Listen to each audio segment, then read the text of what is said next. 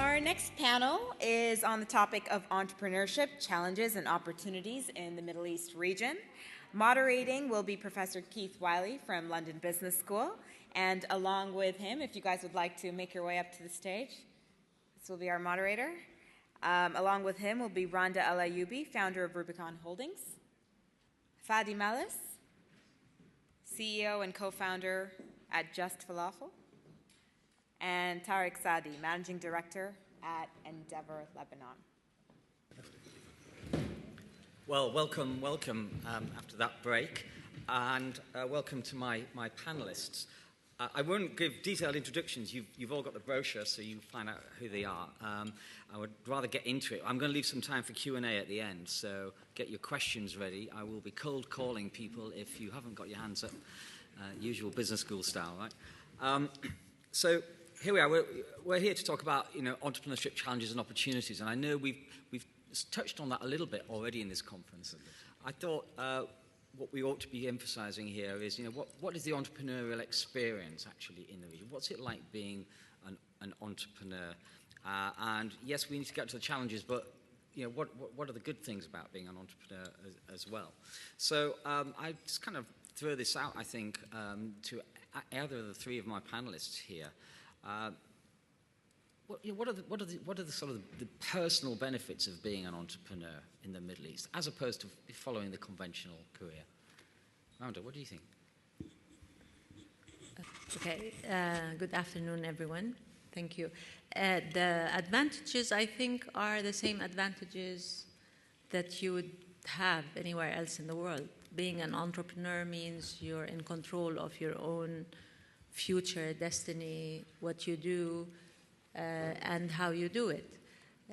The disadvantage is, again, the same as everywhere else in the world, that there's no stability, especially in the beginning, sometimes not ever, because a true entrepreneur would always want to go bigger and go higher.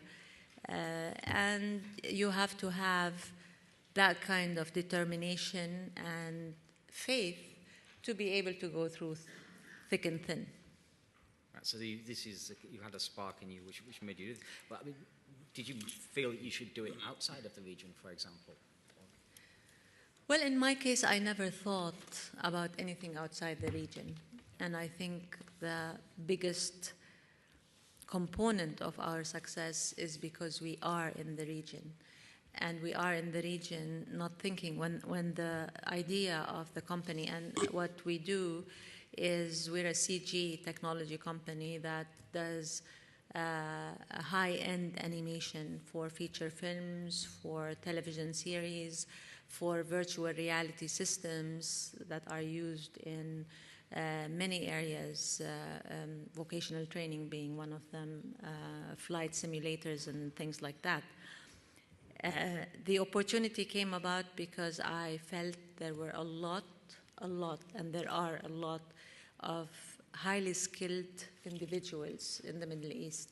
In Jordan, definitely, and I'm sure all around the Middle East, who do a great job at very competitive pricing. So that was the opportunity for me, okay, so using that skill set and taking it to the outside world. And I never thought about starting elsewhere. We are now international and we have offices all over the world, but the base and the success is because we started in the Middle East. Right. So you had the skills and the resources. Fadi, yours is slightly different, right? Yours isn't a technology-based business. What gave you the kind of the thing that made you go and start up this business? Well, I think, I always thought that food is probably the most fragmented industry in the world, because, and it's a utility and that we consume on a daily basis. And I think that the kitchen across the Middle East region is quite diverse, it's quite healthy, it's very generous. And yet nobody's taken any one single item and specialized in it and innovated in the way that it's offered as much as anybody else across the world has. So, you know, we picked up this food category, one of the eldest foods in the world, and we decided to adapt it to a 21st century lifestyle. And we tried to expose it to as many people as possible, thinking that, you know, this is, yes, a food category that would stand on its own across the food court and compete with the pizzas and the sushis and the Indian food. Right. And do you see coming outside the Middle East with this? Or? We have a store right next door to here on 129 Baker Street. We have two more in London, one in Covent Garden and another in Hammersmith Broadway. We've sold more than 1,200 franchises in the last couple of years across more than 20 countries. We have 33 operating stores and more than 50 under construction. Right. So the model where somebody in the Middle East takes a sort of a Western or American franchise and brings it into the Middle East, you're doing the opposite. You're coming completely the opposite direction. Yes, which I think makes it extremely easy for us, you know, rather than making it difficult. Yeah, rather than competing for one of the pizza brands. Terry, London Business School, you're an alumnus, right? So the blurb says that you have ultimate choice for jobs and careers after your degree, right? How did you come to make these choices you've made? My choices were very much driven by passion that I had around starting businesses and developing businesses, specifically in emerging markets. After graduating from university, I worked in Mexico for 3 years, launched a couple of businesses there. After LBS, decided to follow the same course, and eventually made my way back to the Middle East. Working in venture capital and private equity. A couple of years ago, I was approached by Endeavor, which is, for those of you that haven't come across Endeavor, it's a global organization that supports high-impact entrepreneurs. We try to find the top-performing entrepreneurs in the countries where we operate and turn them into large global successful businesses. The reason I decided to join Endeavor is very much because I saw the same thing that my colleagues on the panel saw, really an opportunity in the Middle East to make a change and really drive change by tapping into the passion of entrepreneurship, which is something that's endemic to the region, especially, but at a crossroad with a time where technology, demographics, and people's connectivity have allowed opportunities to open up in technology and non-technological fields. And that's really sort of the reason why I focused on dedicating myself now to do that. But just to answer the question about why the Middle East and why entrepreneurship that you asked previously, today we're in a period of time where I believe the statistics are 67 or 75% of people in the Middle East are under the age of 25. These people are connected to the world through social networks, through technology. They see what's out there, but they also see that the opportunities they have in their own countries are limited, either because jobs with governments are ultimately dead-end jobs, or there are a lot of very big businesses that control industries. And those are difficult environments to flourish in. There are some exceptions. Noel Group, Ghassan Noel's company is definitely one that stands out. MAF as well. But today there is a drive, and there is a desire by people in the Middle East to change their countries, change their societies and economies. And that's why it's a historical moment that we're in. How interesting. Do you see this as a grassroots thing? I mean, I don't know if you picked up in the paper, but one of our business ministers here was criticised just in the last week because he said, it's never been easier to start up a business in Britain, which I think is true. I mean, almost it seems if you're young and you live in London, why haven't you started a business? So there's a lot of support. The ecosystem has been put in, and a lot of it by the government. I mean, do you think that the ground is fertile, apart from the demographic changes? Are there support networks there for you? I think definitely. 4 years back, the challenges were very different, and a lot of them were touched upon by the previous panel. Entrepreneurs had a fear of failure. That's changing. There are a lot of programs out there to promote and push on entrepreneurship. there are a lot of different NGOs that have been set up. Jordan has definitely been at the forefront of that. In Lebanon, we're definitely following their lead in certain ways, and in government and in areas that in the GCC, the governments are making a very big effort. But really, ultimately, that's all well and good. But as long as you don't have, sort of the raw material on the ground ready, that's not going to lead to that's not going to lead very far. But there are very positive there are very positive signs around that, and what shows really the drive from a grassroots level is there's a lot of momentum. For me, a very telling indicator is that there's a lot of momentum around entrepreneurship, and that's being built up over the past few years. And today, the challenges are changing. So they're becoming much more structural challenges as opposed to philosophical challenges of whether I want to take risk or not. But for me, and having Fadi here is very comforting, because there are a lot of great entrepreneurs coming out of the region that aren't very celebrated, but there are people that haven't necessarily gone through those structures and those organizations. But there are people that have recognized the opportunity. They have 10, 15 years, 20 years of experience, and have decided that this is the time for them to take the risk and make that step, which is a very positive sign, because they're the role models for the future generation of entrepreneurs. Yeah, and Fadi, taking yourself as an exemplar in that sense, what did people say to you when you became more of an entrepreneur? Did you get a positive reaction, or people saying, "Oh, well, why would you take that step?" I think just to touch back a little bit on the ecosystem or the infrastructure for entrepreneurship. I think whether you're an entrepreneur out of Silicon Valley or Dubai, you don't need any infrastructure, because the greatest ideas start in the garage anyway. I think where we feel there is a shortfall in taking the companies or helping them mature much faster is where the financial system is not there to support growth companies in the region primarily. A lot of companies where it's quite advanced in this part of the world. So I think there's and I think very quickly, very soon, as the finance companies woke up to China and India, and they will wake up to the Middle East, and unless we create our own, they will be supported by.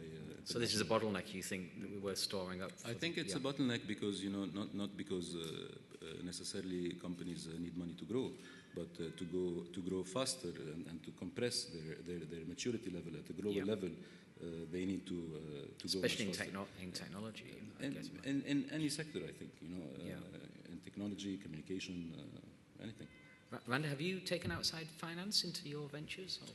I started with very little money. I mean, it's shameful to even repeat the number, but that was in 1994. That was a different world back then. The first round of capital that we were able to get was in 2004. And since then, we've had 3 rounds of capital, and growth has multiplied. That's come from the region or outside? The region and outside, both. Right. I think the issue with the Middle East companies, let's say, or companies based in the Middle East working inside and outside the Middle East, may not anymore, and I'm biased in that because I went through 10 years to get the seed capital, and now I look at people getting it in 3 or 6 months and complaining. So I'm not very compassionate there.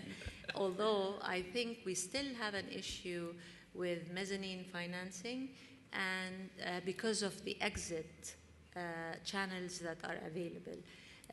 Companies who come from inside or outside, investors, don't feel very comfortable with the exit channels that are currently available in the Middle East.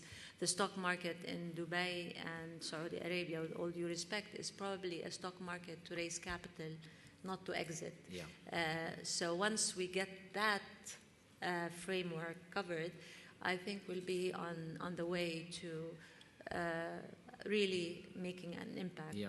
Are there barriers in selling a business to, say, a big American corporation or a Chinese? Yeah, that's now the almost the only route, and the way you can do that is you have to be in technology, in biomedical, in things that are attractive to Silicon Valley or American investors.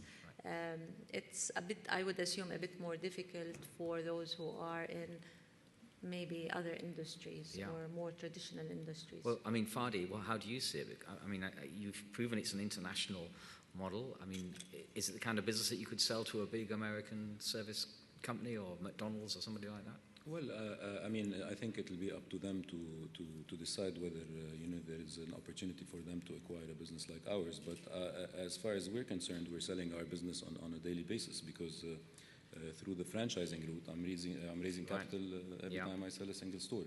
They're investing in the infrastructure, human capital, and I'm investing in menu engineering, brand equity, communication. So it's a continuous effort at our end to raise money on a daily basis. So I mean, if we've sold 1,000 stores, it's like we've raised $200 million because it's $200,000 per store. Right. So we don't have that bottleneck as a company. But it is, this is how we look at it. So we don't look at fundraising. Yeah. So if I was to sort of say to myself as an investor looking at the Middle East, what are the tips? Should I be going for a global food franchising, or should I be going for, animation? I mean, are there specialities that you think we have in the region? Go for good business. Sorry? Good business. Good business. Start with good business. Forget any hype. I can share a story that I know from a Jordanian who lives in a very small village in the south of Jordan, talking about good business. I was part of a jury of a VC fund that was trying to promote more on the social aspect of things. And we come across this man who single-handedly exported more than $200,000 to China on a yearly basis by going around butcher shops in Jordan, collecting chicken feet and exporting them to China, because no one eats chicken feet in Jordan, and they're a delicacy in China. That's good business. I would invest with him. So arbitrage opportunity. Yeah. I mean, funny. Recently, I was talking to a British minister who said, right, well, at one moment we thought we would do semiconductors in the UK, and fortunately we came to our senses after wasting 500 million or something, as opposed to some countries that have wasted billions. Are there any sort of strategic sectors that you think the Middle East ought to be trying to build on or promote? Is there a science base, for example, that we should be looking at? I think food and beverage is a great area, and you travel across different countries in the Middle East, and you'll find that there are some amazing food concepts, yet they have not been exported. And I mean, food is, in the worlds that we live in, I think we talk about the global village. If it is right in any sense, it's when it comes to food, because people are eating raw fish and Chinese and Arabic food and Turkish. And you've got a growing population. And it's an extremely fragmented market, and I think it would be a great idea to go and pick, a few winners. And, I think there's plenty of great food opportunities. I think that another advice will chime with current student body, because at any one moment we have 4, 5 or 6 food concepts being worked on. And it's a classic thing for entrepreneurs to get into, right? Because you can start with one shop. It also depends on what country in the Middle East you're looking at. Yeah. They're very different in many cases. Probably if you look at Jordan, Lebanon, maybe Egypt to some extent, you're looking more at technology and service-oriented, technology-enabled companies. When you're looking at the Gulf, you're looking at food, hospitality, construction, things that require, masses and a lot of people who can buy, I would assume. Yeah. I mean, it's a very valid point. Lebanon, being a very small country, 4 million people, every year at the Oscars, there are at least 5, 6 Lebanese fashion designers represented. Right. We have a very, very competitive design industry in Lebanon. We also have a strong tech industry. But I think one common theme across the region is that there's very little R&D. So really the growth of the sectors are very much sectors that are consumer facing, as opposed to creating any real IP for the region. I think that's one of the big challenges that we have, and that's something that the Gulf countries are investing more in to try to develop. And Levantine countries, sort of the Near East, is obviously we have less resources, so we're investing less in those. You're talking about what they're doing in sectors. Qatar, for example, with all the big science park. And Saudi Arabia as well, and Abu Dhabi. So you're starting to see sort of the seeds of future sectors being planted. So the makeup in the coming years, I mean, my guess is as good as anyone else's. It's going to take some time for it to get to fruition. Yeah. Do you think you're going to see diaspora coming back? People who've left the region to go into education, for example, or to work for corporations. Do you get any sense that they're now being attracted back? That's for us. In the case of Lebanon, it's a subject that's very close to our heart. Mm-hmm. We're 4 million Lebanese in Lebanon. We're 12 million outside of Lebanon, and a lot of them have been incredibly successful outside. And we've seen very successful models where the diaspora has come back and had a big change. Accelerated change on the ground. I think India is a very successful example of it. Israel is another very successful example of it. In our case, and that's very different to Jordan's, because Jordan is a more stable country than Lebanon. But in Lebanon, definitely the political risk is something that holds people back. Although there are consistently initiatives trying to reach out to people within the diaspora to be able to help companies back home. Right. I mean, if you were to sort of advise a current London Business School student with entrepreneurial leanings to come back to wherever you are spending your time, how would you sell it? What would be what do they come back to? Is it going to be hard going, or do they come back to a sort of is there some kind of an entrepreneurs network who will take them in and help them? If they expect an entrepreneur network to take them in, maybe they shouldn't come back, because they're not really the entrepreneur that the region needs.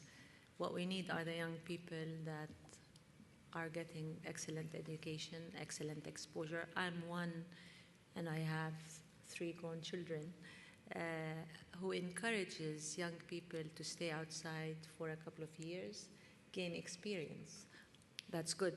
But as long as they know and believe and want to go back to building their own countries, to giving back to the country that paid for their education, paid for their status in life the way it is, I would be very sad as a human being, as a Jordanian, as an Arab, that all the young people who get great education decide to stay outside.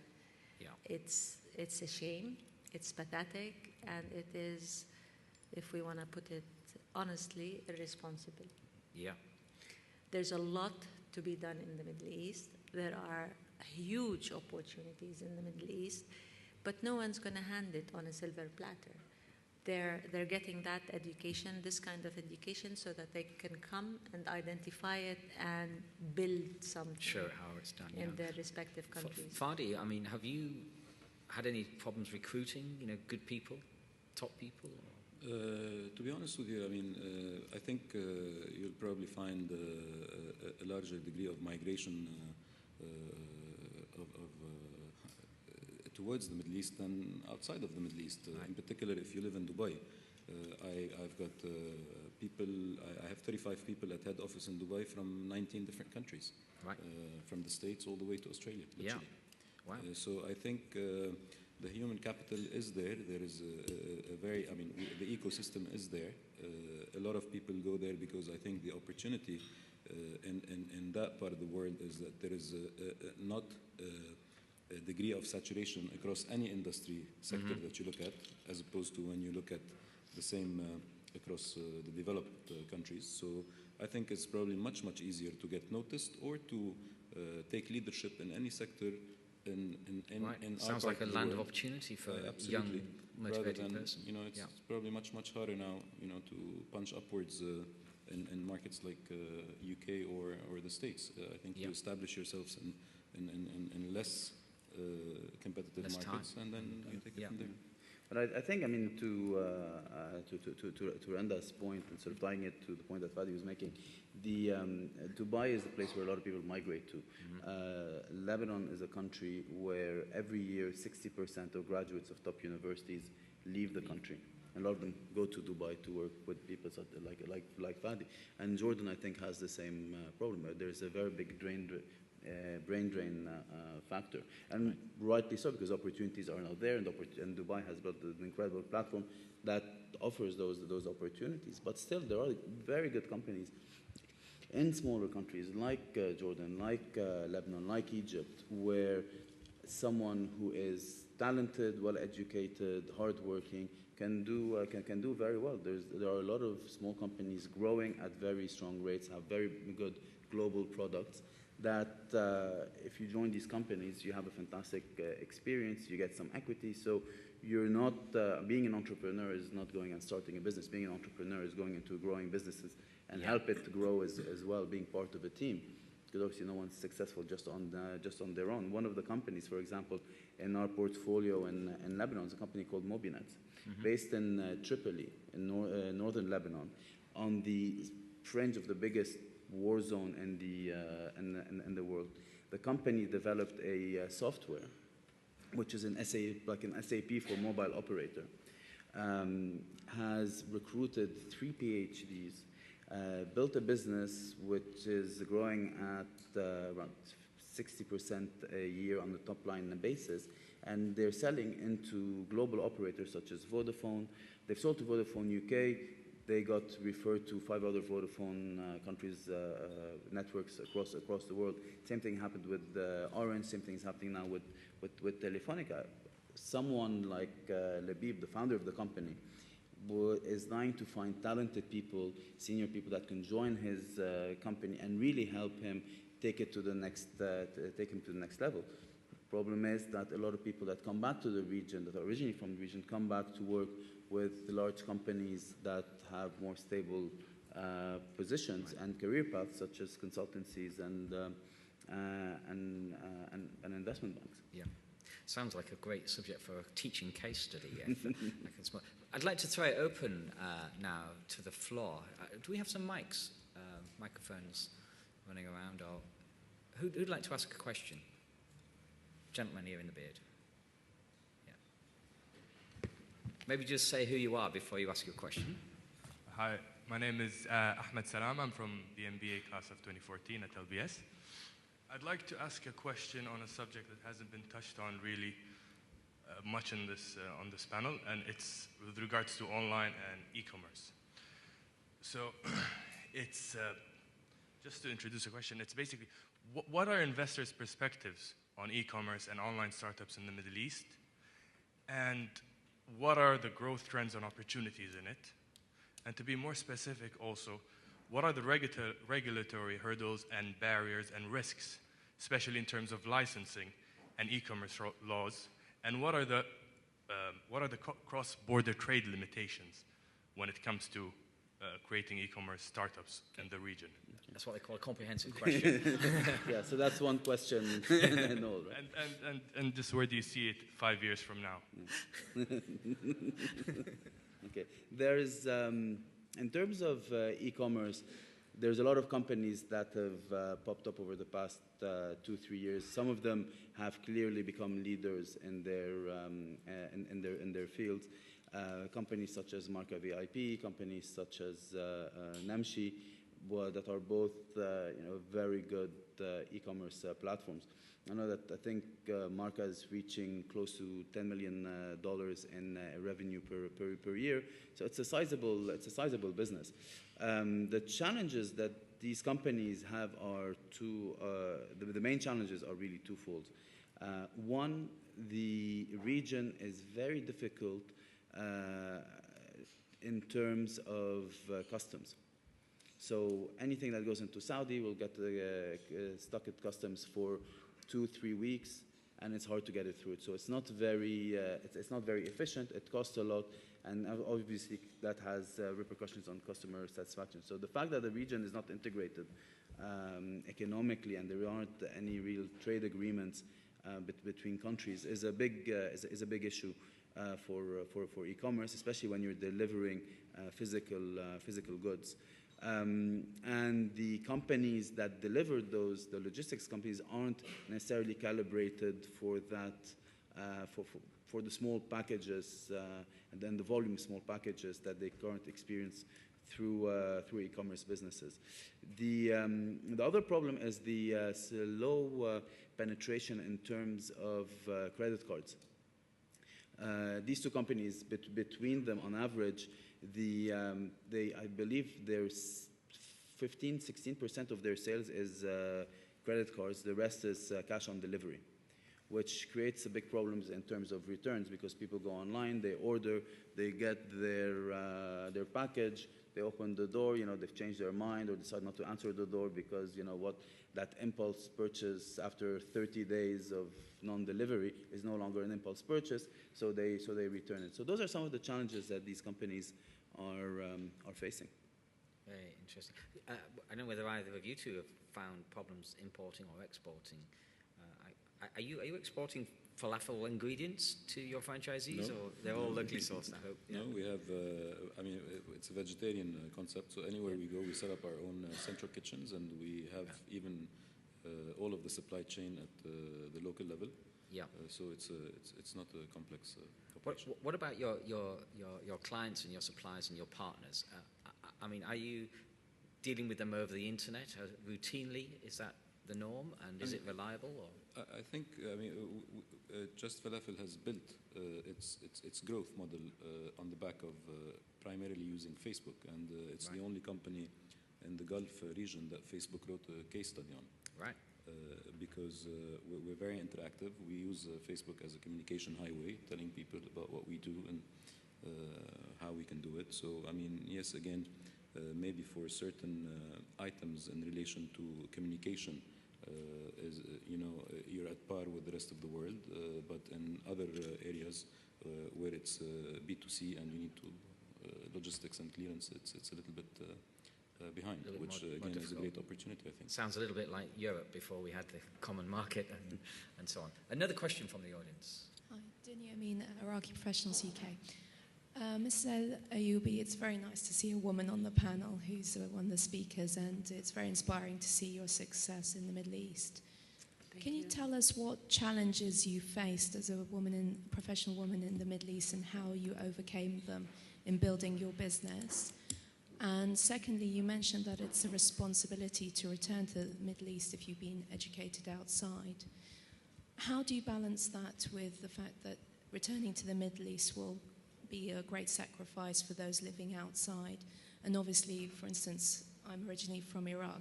Returning to Iraq is really not an option at the moment, given the current instability and insecurity.